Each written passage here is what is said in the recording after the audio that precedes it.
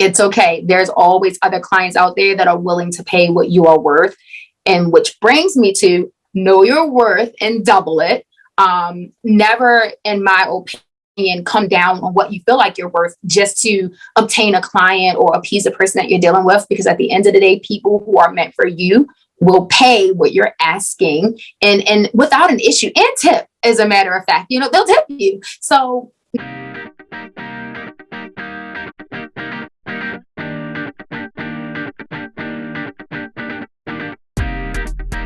welcome everybody back to another exciting show of the About That Water podcast. I have a wonderful guest by the name of Danielle Moore. She is 35 years old, born and raised in Baltimore, Maryland. She's a wife, a mother of three, and the owner of A Little More Clean, cleaning company. So, Danielle, I've been following you for so long, and what got me was your videos, and I really that you put the lines inside the carpet. That was my thing. Everybody loves a good line in the carpet, right? Yeah.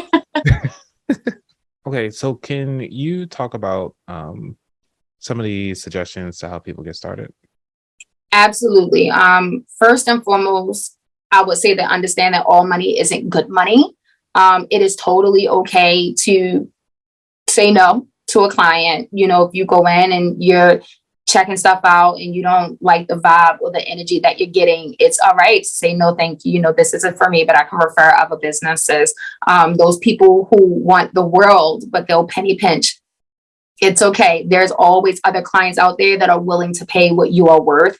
And which brings me to know your worth and double it.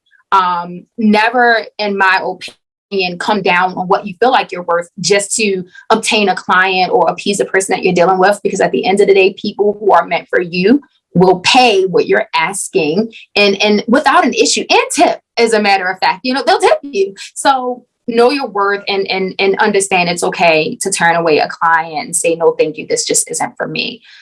Networking is key. Again, as I said, my business run predominantly on word of mouth. I am a very huge extrovert and I find it very easy to talk to people.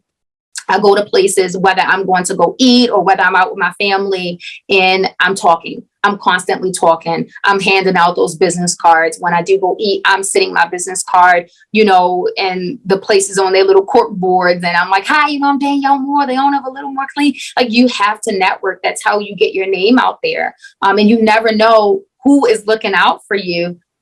I don't know how I made it into the commercial world, but someone liked me enough and loved the work that I did that they referred me to a commercial business, which then I service them and they refer me to their friends who own commercial businesses. And that's how I'm bringing them in. It has nothing to do with, again, advertisements and stuff like that. I don't do it. So word of mouth, network. The last thing that is extremely important, accept responsibility for your failures. If you screw up, you make sure you own it, you fix it, and you don't repeat that screw up. You literally just saw my story the other day where I was, telling someone, look, I'm cleaning this guy's master bathroom and I broke his mirror.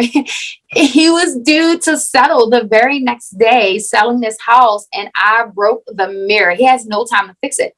I went and bought the exact same mirror. I went to YouTube University and I learned how to install this mirror myself. And I put that mirror, anchoring it and everything in his home to make it like it was brand new again, took the old mirror out and everything. So before I even called him, I had a solution at hand. I was ready to own what I did and fix it for him. I can't just leave him with a broken mirror and say, sorry, take it out of my pay. That wouldn't suffice. Like, he would be screwed, right? So you mess up, you fix it, you own it, and you ensure that you don't screw up the same way again. There's always a lesson to be learned in it. So those are the main 4 pieces of advice I can give to someone who wants to start their own business. Nice. Mm-hmm. So what is the hardest thing about your business that you don't like? And what is one thing that you actually do love about your business? So things that I do love. I love the fact that my goal is to provide like a clean, a organized, a structured and peaceful environment for the clients that, I run into. I feel like we're extremely customer obsessed.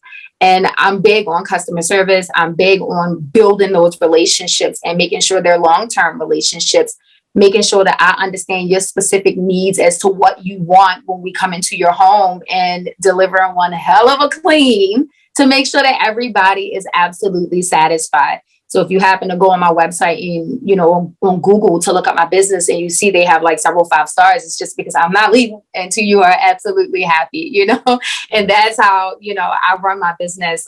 That's my most favorite thing. What I dislike the fact that I'm very transparent. So you can go online or on my website and you can see, that like my prices are posted, and you can see things about the business.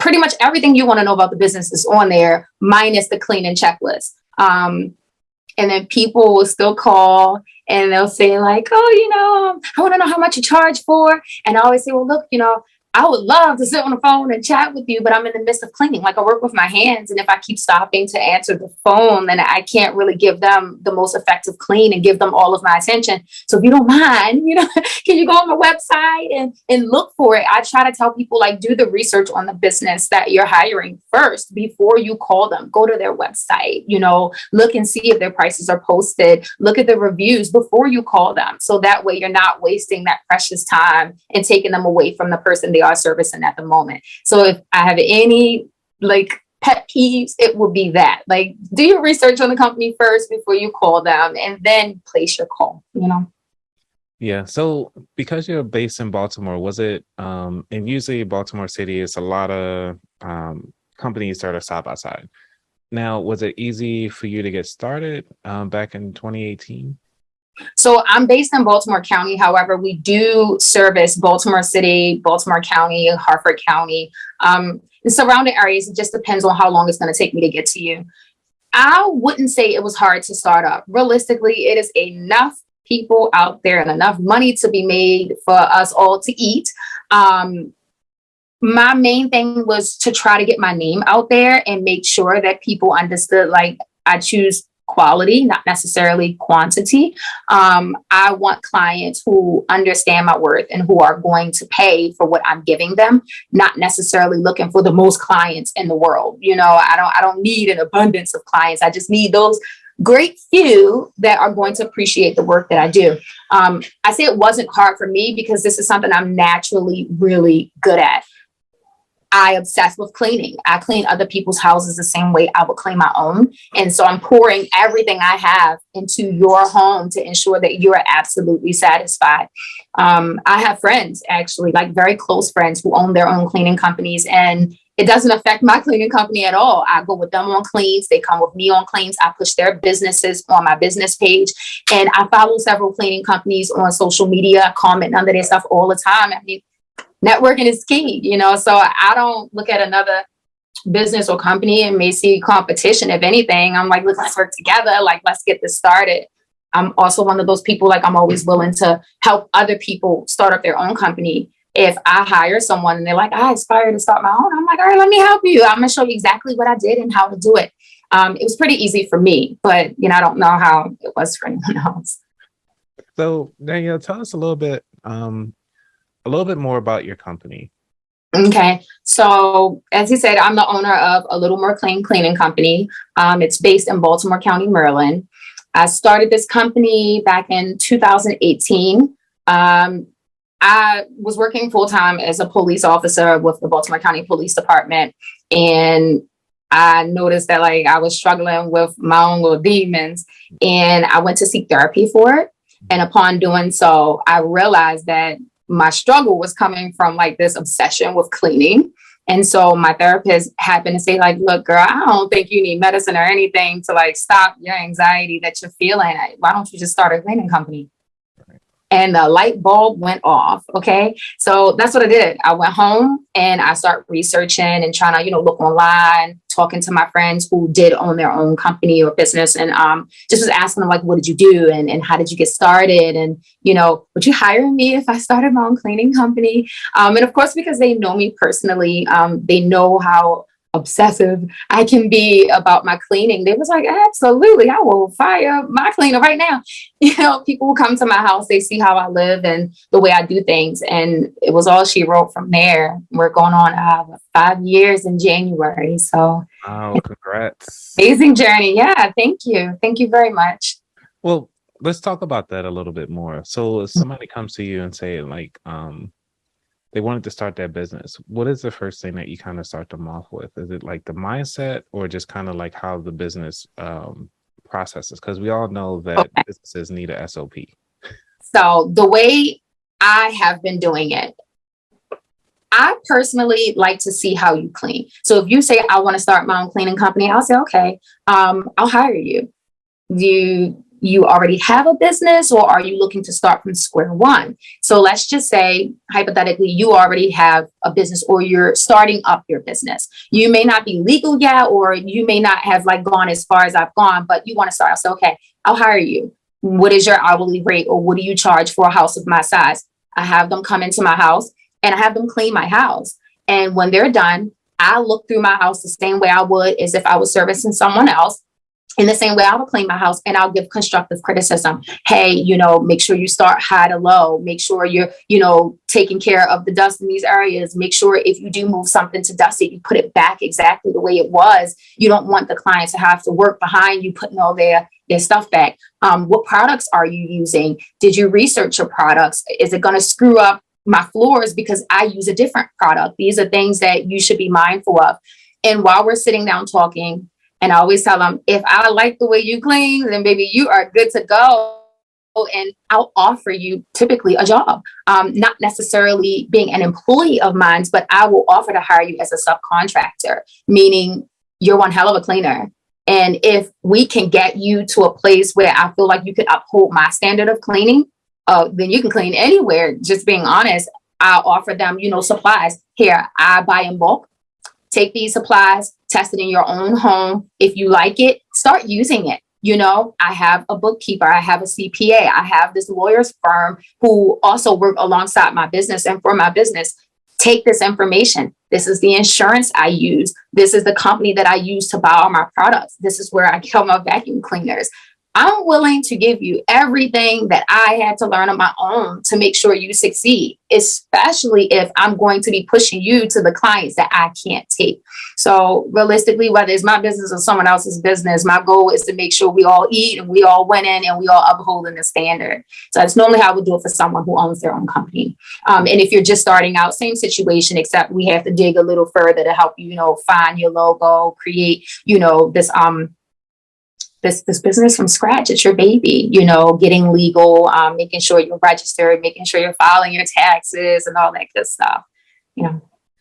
That is amazing that you go through this full process, and it's almost like you give them your seal of approval. So once they go through that, do you give them like a certificate to say, hey, look, I went through this particular class, I went through her, and this is... No, this is all on my own time. I mean, most people, when they have the knowledge, they want to make you pay for it. And I'm not knocking that. That's absolutely fine. But I have a huge heart. I'm a huge extrovert. And I feel like, again, we're in a situation where we all can eat. You're not taking money or anything out of my pocket. You're not taking clients from me. If anything, when I can send a client, a reputable company and say, look, they've cleaned my home and they did an amazing job, they'll believe that. And it's true, and they're more than willing to take that company on. And for the record, once I start sending clients to you, they're your clients. I don't take anything else from you. Like, I don't. They're your clients. You get to keep hiring them. They get to keep, having you come back and clean them. They don't call me to schedule you again. Once they are yours, they are yours. And it's a lasting relationship. That's the goal. See, I love that you already have like a team, you have a process, and actually help people to take themselves to that next level.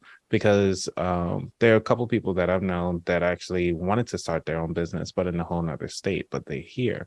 So here in Maryland. So to try to take themselves virtually, I know that's a whole nother type show, but we're here to talk about you. So, You're gonna finish. Yeah, I mean, I'm interested and I'm intrigued. I mean, and I do 100% concur with what you're saying. Like, not everybody's willing to share.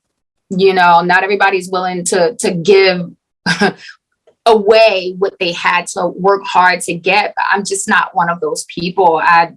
I want to see us all win, and that's honestly and like very genuinely the truth. I actually had an employee for about 2.5 years with me who left my company and started her own company. And before she left, of course, like I had been coaching her and trying to help her along, teaching her little things that I had learned along the way. And I knew that she wanted to start her own. And now she has her own company. Shout out to Queen of Spades, So yeah, like she does amazing and she's doing a great job. And I'm so proud of her. And we don't lose, yeah, she's not my employee, but at this point I can subcontract to her, Yep. So I eat, she eats, we continue to eat together. Yeah. So let's move on a little bit to about your life, because, obviously running a business is one thing, but also you're working a 9 to 5. And then I want to congratulate you for making that full transition to your business full time, because thank you. Need that. So I want to give you your flowers now in person, well, virtually in person, I appreciate it. So like I said, when I started, I was working as a police officer with the police department. I had been there for 15 years. It's a long time to be policing. And I know for some folks, they may not understand why I left. However, for me, I crave, spending that time with my family and enjoying the fruits of my labor. And because of that, I started to realize quickly, like, not only is the climate changing and policing, but I want to be home, or I want to be there with my kids. Like, I want to enjoy all the work that I'm putting into it. And I couldn't do that, It's one of those things where I started to realize, like, my business is growing and my business is bringing in about the same in some weeks, if not more than what the police department was offering me. And so I had to make a decision, like, do I want to continue going down this road with the agency when I never necessarily intended to retire from there? Or do I want to pour into myself and my business and my family and leave this 9 to 5 and create my own lifestyle that I'm looking for, that suits me best? And I prayed about it. I mean, Lord knows I prayed about it so much. And, thank God for my church and my church family and my supportive family and friends. But God spoke to me and told me it is time. And I leaped immediately. And I'm telling you, like, if you've never gotten signs, my signs were very clear. The moment I turned in my resignation to say, hey, look, I'm pursuing my business full time. I'm ready to, break away from this comfort zone and this security blanket that it was providing me. The work poured in. Like, it wasn't like we weren't already busy. We were busy, but the work poured in. It went from me cleaning only after hours to now I make my own schedule and I'm choosing, okay, I now have work, Monday through Thursday. And it's only for about 3-4 hours a day, but it's still giving me the same money. And I couldn't fathom, like, how am I able to do this? Like, I've been working 8-hour days, 5 days a week, on the weekend, missing holidays and everything for this check that I can barely spend on myself, or enjoy the money that I'm making, to now working 4 days a week and literally 4 hours, if that, a day, and making the same money, but I get to truly enjoy what I want. If I want to take off, I can. If I want to go on vacation, I can. If I want to say, look, I don't want this client, I can. It's not business. And so, that part is just, it's amazing. Very big transition to go from being so structured.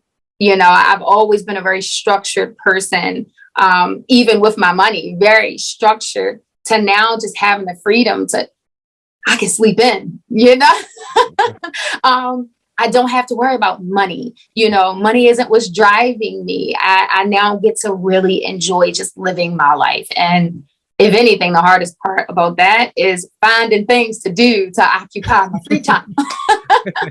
Because it was always so busy before, and now that it's slowed down, it's less stress, but yet I'm still making the same money. It's unheard of. Such a blessing. I have to say that I can definitely tell when you started to get more free time was because of your stories. I was like, how'd you go from here's the one client, just one photo, and then next thing you know, image, like all this extra stuff. And I was like, so, I mean, when you work in 2 jobs and have to come home and take care of your family and your wife and stuff, like you don't have much time to really focus on the business. Mm-hmm. And now that my business is my only priority, I don't have to worry about the agency and stuff. Absolutely. So I'm making a conscious effort to try to post more and to try to, pour more into my business, making sure people know, look, I'm cleaning, I'm here, and I'm doing it as well, not just my employees. I'm present. So yeah, I try to now be a little more creative on my stories and making sure I post content and, keep people engaged. That was something I used to struggle with. I post like every few days, like, it'll be all right, but not anymore. I try to be more conscious of that. So do you believe that social media had a huge impact on your business? Yes and no. So it depends on which platform you're using. For me, like I don't have an abundance of followers. Pretty much all of my clients come from word of mouth. And that's weird for a cleaning company, but it's true. Like I clean your house and you'll go tell your friends, or your mama will come visit and she'll be like, "Go clean this house because I know you didn't do it and you like a little more clean." And then you refer me to her, and then I clean her. She refers me to whoever comes to her house or her friends and family.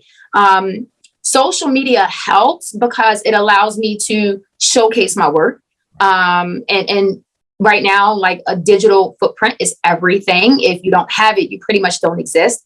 However, like I'm not necessarily looking for the likes. I'm not looking for how many followers I can get. The goal is to simply show you what I'm capable of. So if you look at this picture and you see your house in this picture, you're going to say, man, I should hire her, because if she can get this house like this, then she could likely do my house the same way. That is my only goal for social media. Facebook, I don't get much love. People will watch my stories and stuff. I don't get much love, but I'm okay with it because I know it's reaching people. And that if one person see it and they say, you know what, I need that done to my carpet. I like those lines. Or, oh, she did a great job on that stove. I need mine done. Great. Instagram is a different story. People love my Instagram. They, engage and they're always responding and stuff. And I really appreciate it because it helps get your work out there. So social media absolutely has helped in that aspect, getting my work out there so people can see what I can do. I have my website. I don't update it as often as I should. And I have to do better at that. Again, now that I have the, free time to be able to really pour into it, I will focus more on those things. But in the interim, while I was doing both jobs, I relied on my social media page to help get my work out there. And plus they can leave reviews on there. And that's really cool too for Facebook. Yes, because one of the things that got me hooked on your thing was when you just playing, I think you were having fun and you were cleaning somebody's banister. And I was like, really? I know the exact video you're talking about. And I'm like, she two-handed, no pun intended, right? Of course, it's going to lure in the guys, No, man. I found it funny. Yes. One of my cleaners were cleaning this banister and she was going, man. And I was like, dude, this is hilarious. The content is hilarious. I mean, it might offend some people, but you know what? Oh, well, like it was funny. It was funny. And yeah. It was a little adult humor in cleaning. So she still clean banisters like that too. Oh, really? Listen, as long as it's clean, that's the goal. All right. As long as it's clean. Oh man. It was funny. That's funny. So we do have to talk about the smart car. Yeah. The car. I was like, how do you fit all of your cleaning supplies in that thing? Listen. You got to tell the story. So that smart car, I needed a vehicle before I was riding around, like going to clients in my own car. And I was like, my business is word of mouth. I do not pay for advertisement. And that's something a lot of people don't realize. I do not pay for any leads. I don't pay for advertising. It's strictly word of mouth. And or if you see my vehicle driving around, people see it, they take pictures. I picked this car because we call it a looker. Like, people are going to stop and look like, oh my word, look at the cute little car. So it's an attention grabber. People immediately want to come see it. They want to sit in it. Literally the other day, I'm cleaning at the post office and this man is like, "Is that your car?" And I'm like, yes. And it looks so small. And I was like, sit in it. That's the best thing I can offer. Sit in the car. Yeah. This man was not small by any means, but he got in his car. He was like, "It's so spacious." You wouldn't believe how much space and how large it is on the inside, although it looks small and compact, right? This car gets 36 miles a gallon. It takes Supreme gas, but before gas prices, went sky high, I was paying $14 to fill up. Okay. I fill my car maybe like once every 2 weeks. It's the perfect vehicle to wrap in your logo, right? Lure people in, get the attention. And it was able to hold all of my stuff. I carry my mop, my brooms, my vacuum cleaners, my cleaning bags to be exact, my buckets, and everything I need to clean a commercial business and a residential business. I'm going to have to take some pictures and show you the inside of this car because everything fits and people are so amazed. So like when I'm leaving and I'm going back to the car to put everything back, they're like, "There's no way you're going to get this vacuum cleaner, this vacuum cleaner." And then I'm like, watch me. Right. Nothing's poking out. Nothing is sticking in the front seat. It's all perfectly in the back of that car. I mapped it out and I planned it out before I bought it. Like I knew what my intentions were. Plus I knew like my logo was very colorful, as you can see. Once you wrap it, it's all she wrote, it's all she wrote. So people love the car and they love to sit in it just to see, how much space they can get. And it's like a little clown car, stuff just keeps pouring out of it. Yeah. It's efficient. The funny thing is, I was thinking about that too recently. Like I want to get a new vehicle. I mean, I'm not going to sell my smart car. This is my baby. That's my first baby. And it runs amazing. Okay. I'm not going to sell the smart car, but I need a new like cargo van because as my business continues to grow, I want to bring in different pieces, like huge steamers and stuff for like grout and towel and stuff like that. And I don't have much space left in my smart car, put a large steamer. So I'm going to need a vehicle to accommodate those items when I do need to use them for cleaning. But my little baby, that's my smart car. I love it. And, people always take pictures of it and send it to my social media page. Like, "I think I saw you." And I'm like, it was me. I'm the one that typically drive it. Every so often the employees will say, "Hey, look, I'll take the car and ride it around for advertisement." You just take it, go eat and park it. And, people see it. So yeah, it's a great investment. That is the best investment I've made with this business. All right. Yeah, I might have to highlight you offline about the car wrapping. Like, who did you go to car wrap it? Yeah, I got you. All right. So while we're talking about, where you want to take the business, this is the third segment to talk about your future. So where do you actually see your business in the near future, say like the next 2 years? So my intention is to stay a small business for now. And I know most people are like, I want to grow. They say the more money, the more problems. Sometimes this is very much true. I like it small at the moment because I get to keep that control for now. I get to be able to go to all of the clients that we have. And even if my employees are cleaning them, I can drop in on them and check in on them and make sure things are okay. And I get to still have that close relationship with each client that I built from being a solo cleaner.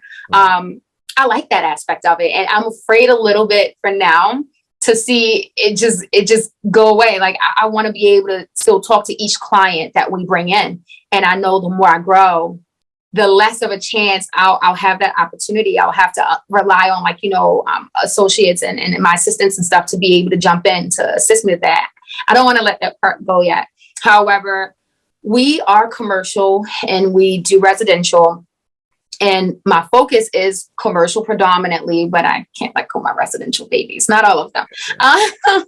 So I want to continue pulling in commercial businesses. That's the main thing. And so far, we're doing really, really well with that. Like I said, I need a new vehicle. I need more space. So that's at the forefront for me. Hiring. Hiring is always a doozy, because finding someone who is very much like me is not always the easiest. You know, they may have the personality, but they're crap at cleaning, or they may be an amazing cleaner, but they lack in social skills, interpersonal skills to keep those relationships. So that part has been proven to be one of the harder things to continue on with. However, thus far we're doing, pretty good. We have had the same people forever, and they are amazing. Shout out to our crew. And yeah, like that's where my head is now. In 5 years, I couldn't tell you. I really don't know. That's what I do too. That's why I only do 2 years. So it's like, yeah, well, even 2 years, those are my plans within the next year to 2 years. I need another vehicle and hiring to bring on more people that are more like us. And that's basically the main thing. That's my goal for now. Day by day and figuring it out as we go. I do well thinking under pressure. So we're going to make sure we definitely got to stay in touch, because I want to catch up with you in 2 years and see like, hey, how's everything been? I have to tell you that every person that's been on this show that told me what they wanted to do in the future were able to accomplish it within 6 months. So I definitely want to obtainable goals. Make sure you have some realistic goals. Yeah, we definitely set, the goals for the company. And then I normally get the employees' input, like, what do you need more of? What do you think is more effective? What do you think work? And we put that in our goal. And at the end of the year, New Year's Day, when you're doing your New Year's resolution, I'm praying and making sure, I ask for obtainable goals and things that are realistic and ways to help improve my business so that I can continue to give the best service that we have been giving and uphold my standard, Yeah. All right. Well, we done with that. So you ready for the final 4 questions? Yeah. Awesome.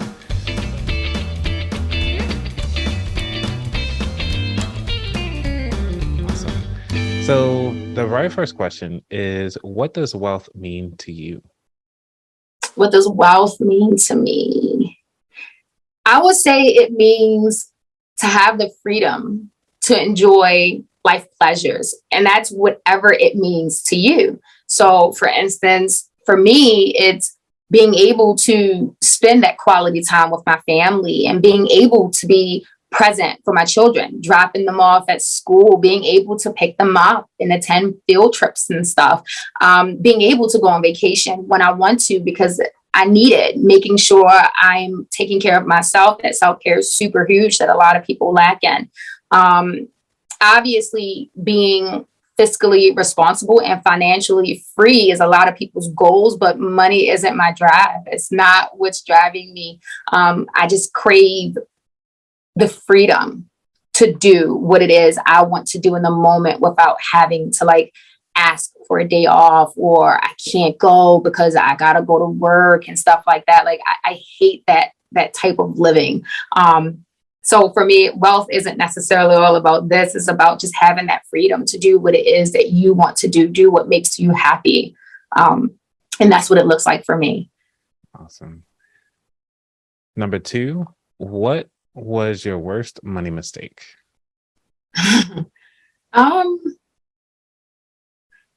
I wouldn't say it has anything to do with the business.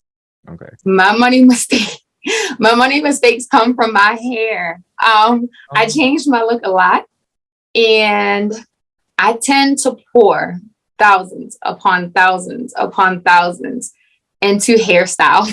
Okay. I know I'm a woman. Okay. It happens. Everybody have their vice, but it's my hair. And finally I've come to a decision, and I have sister locks. However, I do have faux locks over top of my sister locks at the moment, but I've settled on a permanent style so that way I could stop dumping so much money into my hair. Oh my word, I'm pretty sure I've spent more on my hair than I have on anything else, including my smart car. Oh, so yeah, huge money mistakes. Yeah. And yeah, I've learned. I now have a permanent hairstyle. So yeah, we're good. Awesome.